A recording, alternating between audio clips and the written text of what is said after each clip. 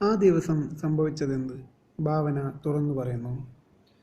വാസ്തവവിരുദ്ധമായ പല വാർത്തകളും പല മാധ്യമങ്ങളും വരുന്നുണ്ടെന്ന്, പ്രധാനമായും കേസിന്റെ നടപടികൾ അവസാനിക്കുന്ന മുറയ്ക്ക് അത്തരം മാധ്യമങ്ങൾക്കെതിരെ നടപടി സ്വീകരിക്കുമെന്നും ഭാവന അഭിമുഖത്തിൽ പറയുന്നു.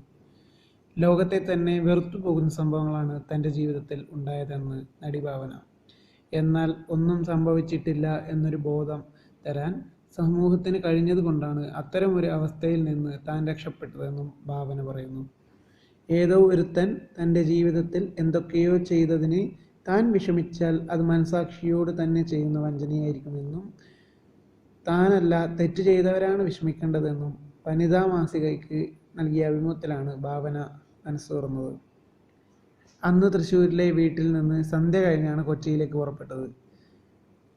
അതിനിടയിലാണ് പിന്നാലെ വന്ന കാറ്ററിംഗ് വാൻ വാഹനത്തിൽ ഇടിക്കുകയും ഡ്രൈവറും വാനിലിരുന്ന ചിലവർ തമ്മിൽ വാക്കുതർക്കമുണ്ടാകുന്നതും. പെട്ടെന്ന് രണ്ടുപേർ പിൻസീറ്റിൽ എൻ്റെ ഇരുവശത്തുമായി കയറി കയ്യിൽ ബലമായി പിടിച്ചു. എന്നെ ഉപദ്രവിക്കാൻ വന്നതല്ല, ഡ്രൈവറെയാണ് അവർക്ക് വേണ്ടത്. എന്നെ ഞാൻ പറയുന്നിടത്ത് ഇറക്കിവിട്ട് ഡ്രൈവറെ അവർ കൊണ്ടുപോകും എന്നൊക്കെയാണ് ആദ്യം പറഞ്ഞത്. ഇടയ്ക്ക് ഡ്രൈവറോട് പറഞ്ഞ് കാർ നിർത്തിച്ച് ചിലർ ഇറങ്ങുകയും മറ്റു ചിലർ കയറുകയും ചെയ്തതോടെ എന്തോ ചില പിശകുകൾ തോന്നിത്തുടങ്ങി. ഒരു അപകടം അടുത്തെത്തിയതുപോലെ പിന്നീട് പയ്യെ മനസ്സാന്നിധ്യം വീണ്ടെടുത്തു. പിന്നാലെയുള്ള കാറ്ററിംഗ് വാനിൻ്റെ നമ്പർ മനസ്സിൽ ഉരുവിട്ടു കാണാതെ പഠിക്കാൻ തുടങ്ങി. ഒപ്പം കയറിയിരുന്നവരുടെ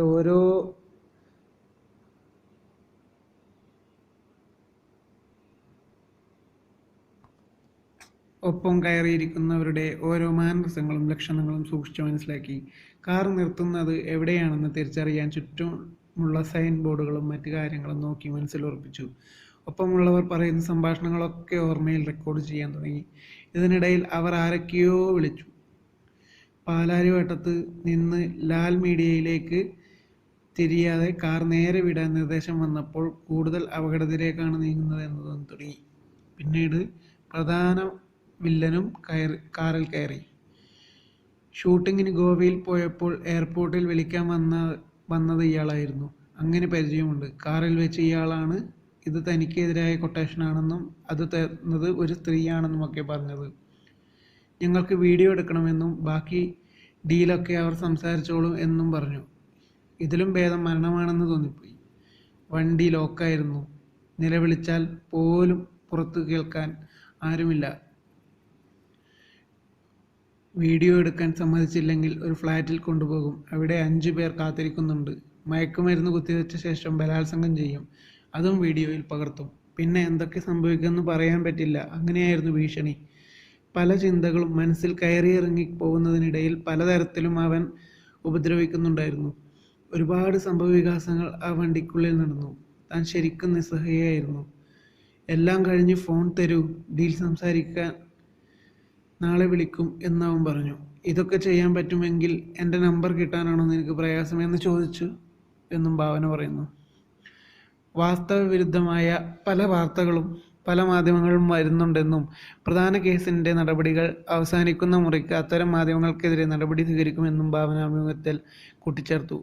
കേസ് അന്വേഷണം നല്ല രീതിയിലാണ് മുന്നോട്ട് പോകുന്നതെന്നും കേസ് പിൻവലിക്കുന്നു, ഒത്തുതീർപ്പാക്കുന്നു എന്ന തരത്തിലുള്ള വാർത്തകൾ വാസ്തവവിരുദ്ധമാണെന്നും ഭാവന വ്യക്തമാക്കി. കടപ്പാട് വനിത.